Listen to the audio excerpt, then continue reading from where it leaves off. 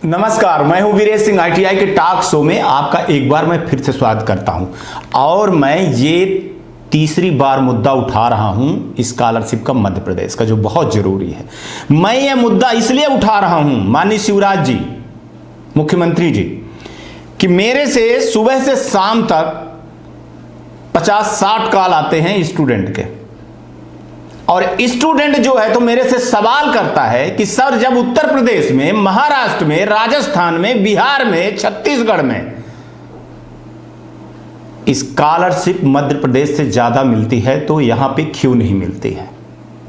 और हम लोगों का जो रुझान है आईटीआई की तरफ, जो रुझान है वो कम इसीलिए हो रहा है कि क्योंकि प्राइवेट आईटीआई वालों के पास हम जब सीखने जाते हैं वहां हमको फीस देनी पड़ती है, और पैसा इस समय पर कोरोना के महामारी के बीमारी के बाद हमारे पास पैसा है नहीं।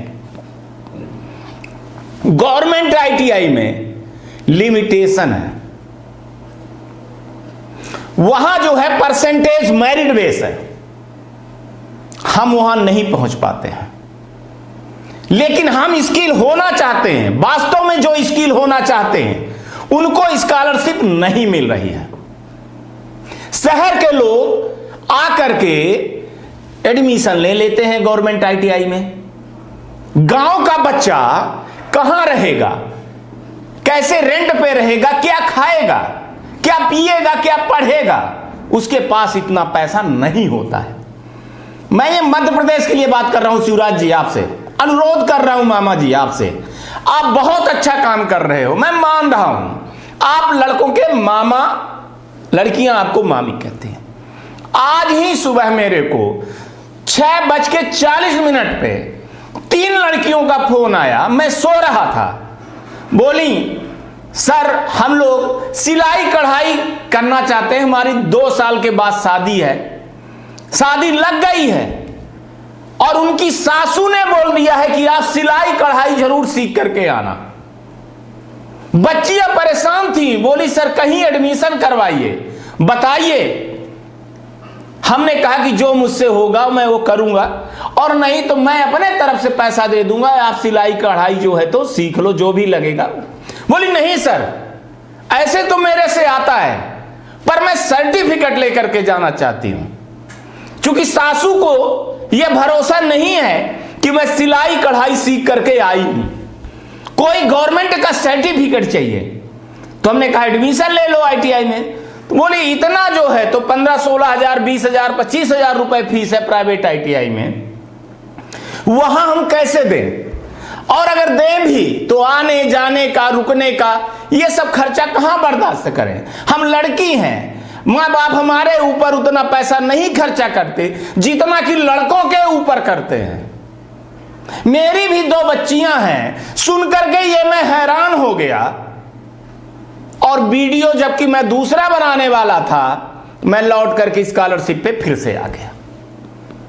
मंत्री श्री यशोधा राज सिंधिया जी, आप एक महिला हैं, और मुझको यह लगता है कि यह वीडियो देखने के बाद आपको भी पता चलेगा कि हमारे यहां जो स्किल होने के लिए लड़कियां हैं, जो वास्तव में रोजगार दे सकती हैं, रोजगार पा सकती हैं, समाज को अच्छे से सुधार सकती हैं, बस टीवी में सासू बहू की सीरियल नहीं देखेंगी, वो कुछ काम करेंगी, उनका दिमाग सही होगा, समाज को आगे बढ़ाएंगी। तो आपके लिए ये वीडियो है।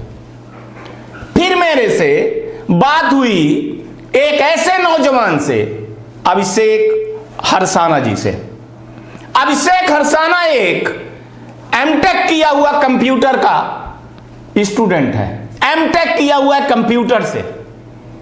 उसने अपनी सोच को डेवलप किया, वो चाहता तो नौकरी आप उसको जो है तो दिल्ली, बेंगलोर कहीं भी मिल सकती थी, पूना में, विदेश भी जा सकता था, उसको पैसे की कमी नहीं थी। पर उसने सोचा कि क्यों ना आईटीआई खोल करके समाज को सुधारा जाए, उन नीचे तबकों को, बच्चों को स्किल किया जाए, जिससे समाज और हमारा गांव जहां वो रहते हैं, गांव, तहसील, ब्लॉक, जिला, प्रदेश और देश स्किल हो। अभिषेक की सोच को मैं सलाम करता हूं कि अभिषेक जैसे बहुत सारे युवाओं ने मध्य प्रदेश के ITI खोला और सोचा कि समाज को, नीचे वाले तबके को उठाया जाए। ये अकेले अभिषेक की कहानी नहीं है, क्योंकि अभिषेक ने मेरे को फोन करके वीडियो भेजा कि सर अगर स्कॉलरशिप मिलने लगे तो बहुत सारे छात्रों का भला हो जाएगा, हमारी तो चलिए चल जाएगी, लेकिन हम रोजगार दे रहे हैं, हम लोगों को स्किल कर रहे हैं, हमारे यहां पढ़ाने आते हैं लोग, हम अच्छी तरह से ट्रेनिंग करके इंडस्ट्रियल को दे रहे हैं, समाज को दे रहे हैं, लेकिन स्टूडेंट की रुचि जो है तो ITI में धीरे धीरे खत्म हो रही है।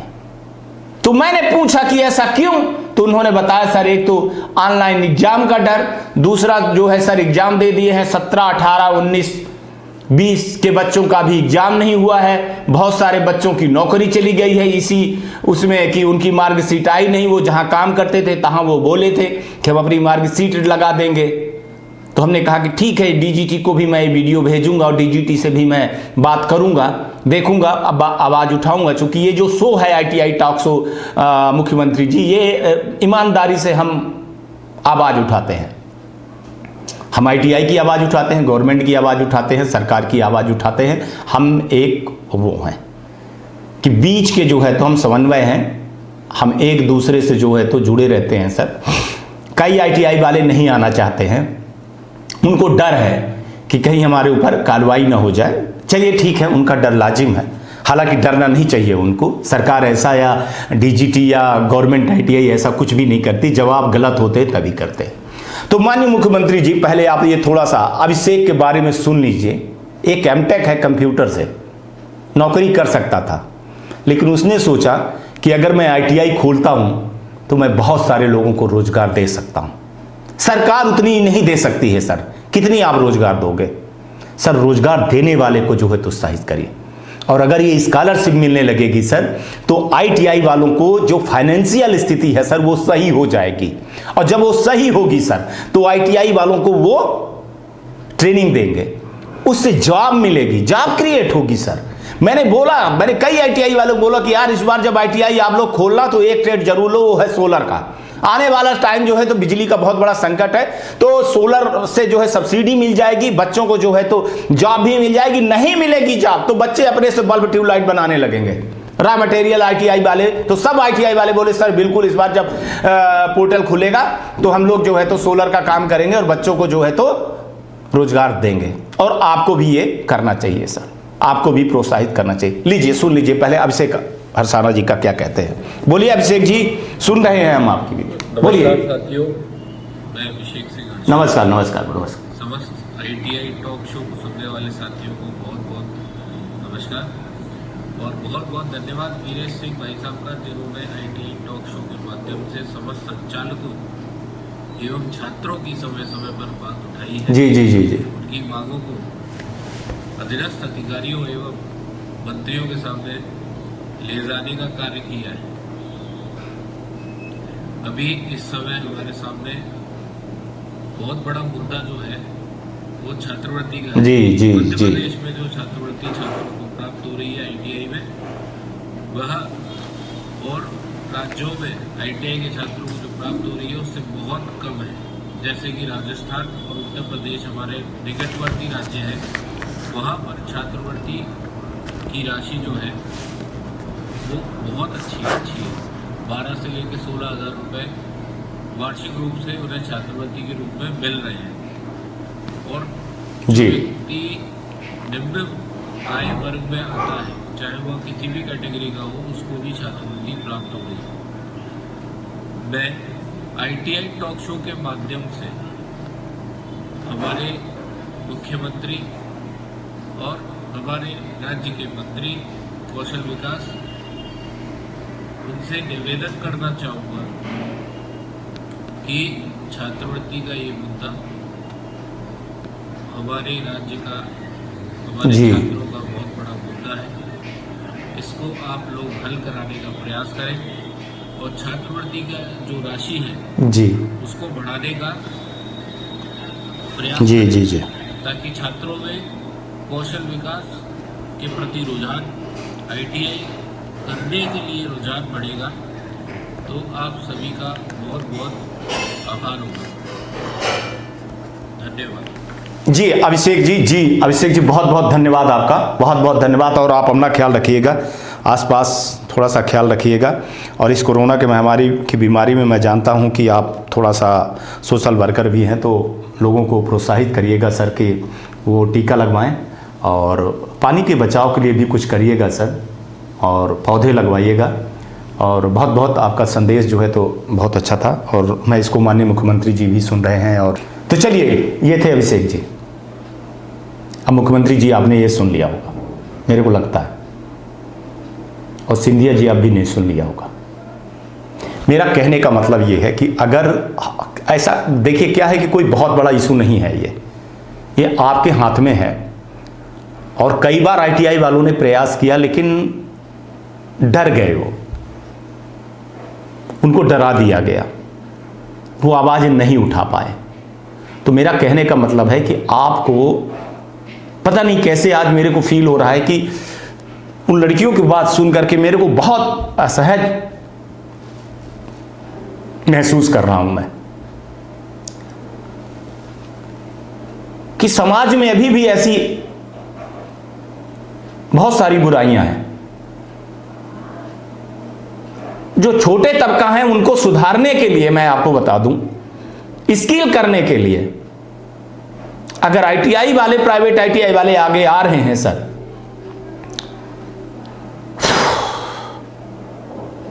तो सरकार को भी आगे आना चाहिए। प्राइवेट आईटीआई वालों को यह प्रोत्साहन देना चाहिए सर कि आप समाज सुधारक हो, आप एक शिक्षक हो, आप इस राष्ट्र के निर्माता हो, आप रोजगार दे रहे हो। आप लोग लड़कों के साथ साथ लड़कियों के लिए भी कुछ चीजें चलाएं। कुछ लड़कियां कंप्यूटर करना चाहती हैं, कुछ मेहंदी, कुछ सिलाई, कढ़ाई, फैशन। कुछ तो इतनी हिम्मत वाली हैं कि इलेक्ट्रीशियन, फिटर जैसे काम कर रही हैं। उन लड़कियों को मैं बोल रहा हूं, मैं प्रणाम कर रहा हूं, मैं आपको कुछ नहीं बोल सकता हूं। आप इस सृष्टि की निर्माता हैं, आप एक लड़की भर नहीं हैं, आप किसी की बेटी हैं, इस समाज की बेटी हैं, देश की बेटी हैं। फिर आप इस देश की बहू बनती हैं, इस देश की मां बनती हैं, इस देश की आप जो है तो आप साक्षात दुर्गा की रूप है, सरस्वती की रूप है। मैं कुछ नहीं कह सकता आपको। अगर आप मेरी वीडियो को सुन रहे हैं, आज मेरा दिल बहुत दुखी है, काश मैं कुछ कर पाता। और मामा जी काश कुछ करिए आप। ऐसी बहुत सारी लड़कियां हैं जो मेरे से बात करना चाहती हैं, लेकिन वो खुल के बात नहीं कर सकती हैं, शायद मेरा परिचय उनके तक नहीं पहुंच पाता है।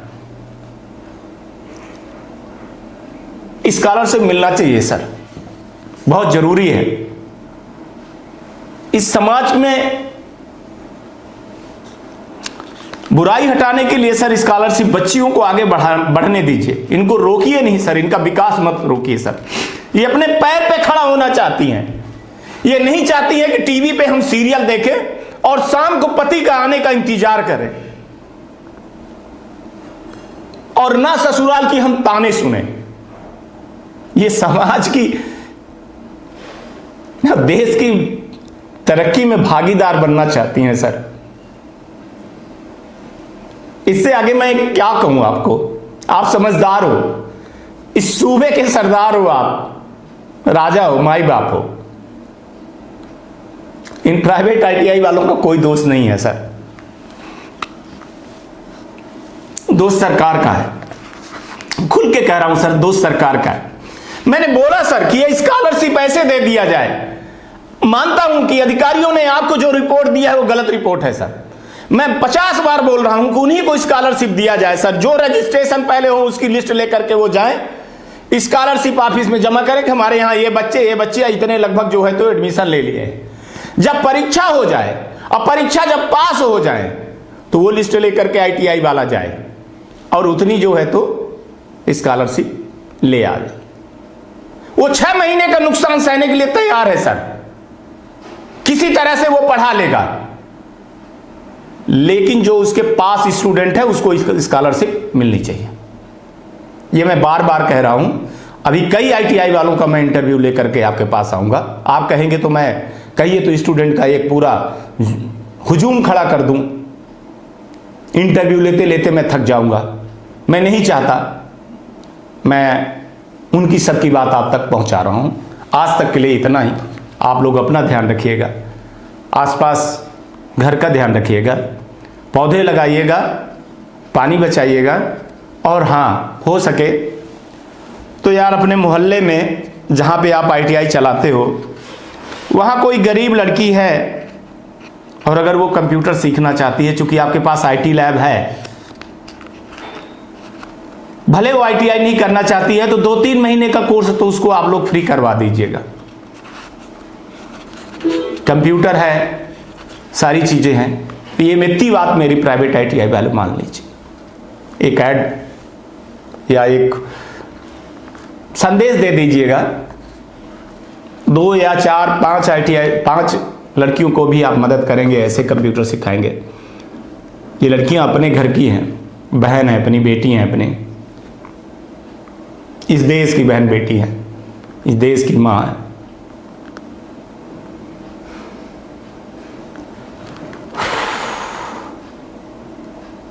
कुछ कीजिएगा आप लोग प्राइवेट आईटीआई वाले, मेरी बात मानिएगा। आज तक के लिए इतना ही। धन्यवाद।